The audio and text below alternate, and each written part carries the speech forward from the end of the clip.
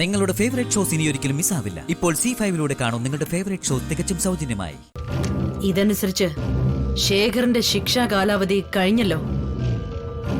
അപ്പോ അതിനർത്ഥം അയാള് ജയിലിൽ നിന്ന് റിലീസായി എന്നല്ലേ? ഞാൻ പറഞ്ഞില്ല അയാള് റിലീസായി കാണുമെന്ന്. ജയിലിൽ നിന്ന് ഇറങ്ങിയ അയാള് എങ്ങോട്ട് പോയിട്ടുണ്ടാവും? ചേച്ചി, അത് എത്രയും പെട്ടെന്ന് കണ്ടുപിടിക്കണം. ശേഖർ അളിയന്റെ നീക്കങ്ങൾ ഏത് വിധേന നമ്മൾ അറിയണം. അല്ലെങ്കിൽ അത് നമുക്ക് വലിയ ആപത്താ. എങ്ങനെ അയാളെ കണ്ടുപിടിക്കും?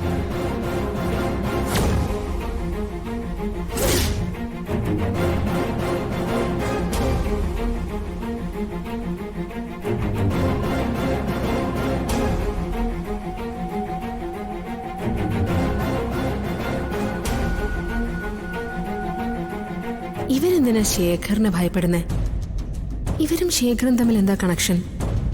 ഈ സാഹചര്യത്തിൽ രാധികാന്റിയാണ് പോളിസി പേപ്പർ ഇവിടേക്ക് അയച്ചതെന്ന് ഇവരോട് പറയണ്ട. പറഞ്ഞ ഇവരിനിയും പേടിക്കും. തൽക്കാലം ഏതായാലും അക്കാര്യം ഇവരോട് പറയണ്ട. ശേഖറിനെ കുറിച്ച് ചോദിക്കാം.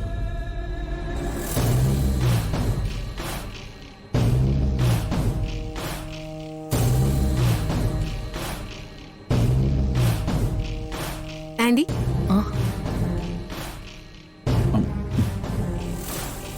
നിങ്ങളെന്തോ ഗൗരവമായിട്ടുള്ള ആലോചനയിലാണെന്ന് തോന്നുന്നു. ഏയ്, ഒന്നുമില്ല. നീ എന്താ വന്നത്? അല്ല ആൻഡി, ആരെ ഈ ശേഖരമേനോൻ? അയാളാണ് ഗായത്രി അമ്മയെ കൊന്നതെന്ന് വിശാല് വിളിച്ചു പറഞ്ഞല്ലോ. അതിൽ വല്ല വാസ്തവം ഉണ്ടോ? ഉണ്ട്. വിശാൽ പറഞ്ഞത് സത്യം തന്നെയാ. ആ നെറികെട്ടവൻ തന്നെയാ ഗായത്രി ചേച്ചിയെ കൊന്നത്. അയാൾ ഇവിടുത്തെ വലിയ വിശ്വസ്തനായിരുന്നു. അതുകൊണ്ടാണല്ലോ ഗായത്രി ചേച്ചി അവന്റെ പേരില് വലിയ തുകയ്ക്കുള്ള ഇൻഷുറൻസ് പോളിസിയൊക്കെ എടുത്തു കൊടുത്തത്. പക്ഷേ ആ നരകപിശാച് അതെല്ലാം മറന്നു. കൈയയച്ച് സഹായിച്ച ആളിനെ തന്നെ അവൻ കണ്ണിൽ ചോരയില്ലാതെ കൊന്നു തള്ളി. ഇങ്ങനെ ഒരു കൊലച്ചത് ചെയ്യണമെങ്കിലേ അവൻ എന്തുമാത്രം ദുഷ്ടനാണെന്ന് നീ ആലോചിച്ച് നോക്കിയേ. അവന് ജീവപര്യന്തം അല്ല, തൂക്കുകാരായിരുന്നു കൊടുക്കേണ്ടിയിരുന്നേ. അയാളാണ് ഗായത്രി അമ്മയെ കൊന്നതെന്നുള്ളത് ഉറപ്പാണോ? ഗായത്രി അമ്മയുടെ വിശ്വസ്തനായ ഒരാള് ഗായത്രി അമ്മയെ കൊല്ലണമെങ്കിൽ അതിനൊരു വ്യക്തമായ കാരണം വേണ്ടേ? എന്തായിരുന്നു കൊലപാതകത്തിനുള്ള മോട്ടിവേഷൻ? ഇവളെന്തിനാ ശേഖറിനെ കുറിച്ചും ഗായത്രിയുടെ മരണത്തെക്കുറിച്ചും ഒക്കെ ചികഞ്ഞ് അന്വേഷിക്കുന്നത്? ഇവർക്കും ശേഖറിനും തമ്മിൽ എന്തോ ബന്ധമുണ്ട്, അത് വ്യക്തമാ.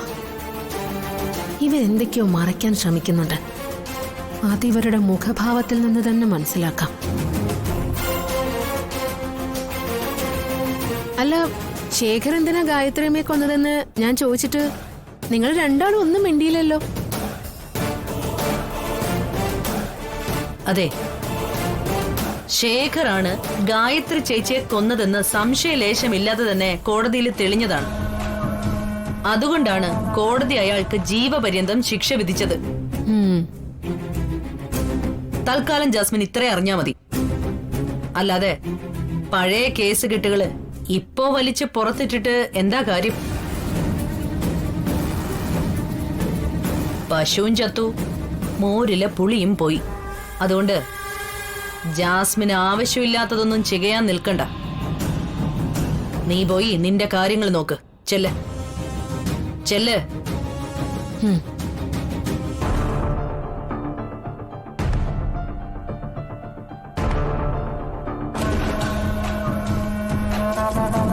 ഇവരെന്താണ് രഹസ്യമായി ഒളിപ്പിക്കുന്നതെന്ന് കണ്ടെത്തണം. അത് ഞാൻ കണ്ടെത്തിയിരിക്കും.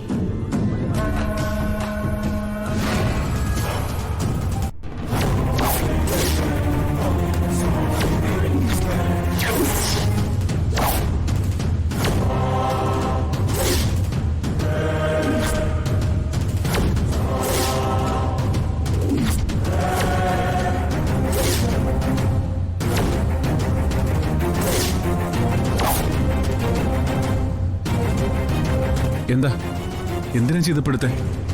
ഇതുകൊണ്ട് വേറൊരു പണിയുണ്ട് പ്രതാപ. എന്തു പണി? നീ വാ. ചേച്ചി,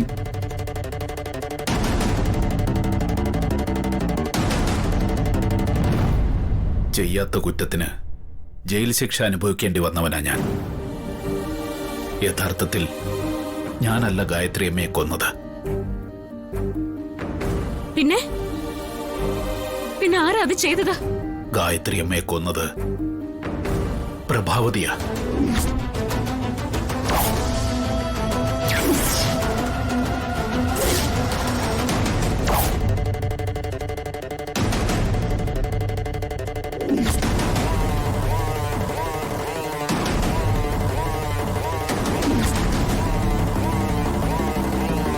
അവർ ഗായത്രി അമ്മയെ കൊന്നിട്ട് ആ കുറ്റം എന്റെ തലയിൽ ചുമത്തുകയായിരുന്നു.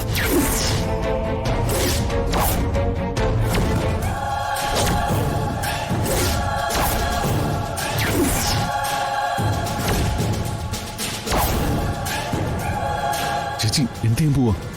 വാടാ. എന്റെ നിരപരാധിത്വം കോടതിക്ക് പോലും ബോധ്യപ്പെട്ടില്ല. ശേഖർ, ശേഖർ,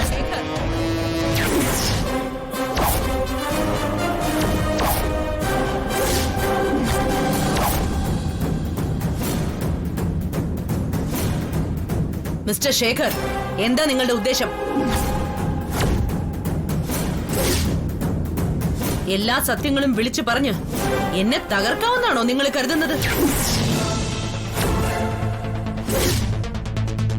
എന്നോട് പകരം വീട്ടാനാണോ ഇവിടേക്ക് വന്നത്? അതേടി, നിന്നോട് പകരം വീട്ടാൻ തന്നെയാ ഞാനിവിടെ വന്നത്. നീ എന്നോടും ഈ കുടുംബത്തോടും കാണിച്ച ചതി എല്ലാരും അറിയണം.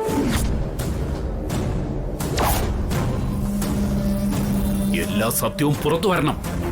നിങ്ങൾ ഒരു സത്യവും പറയില്ല. പറയേണ്ട സത്യങ്ങളൊക്കെ ഞാൻ പാർവതിയോട് പറഞ്ഞു കഴിഞ്ഞു പ്രഭാവതി. അതെ, ഇദ്ദേഹം എല്ലാ രഹസ്യങ്ങളും എന്നോട് തുറന്നു പറഞ്ഞു. ഓ, അത് ശരി. അപ്പോ നിങ്ങൾ എന്നെ തകർത്തിട്ടേ അടങ്ങൂ അല്ലേ? എന്നാ പിന്നെ ഇനി നീ ജീവനോടെ ഇരിക്കണ്ട.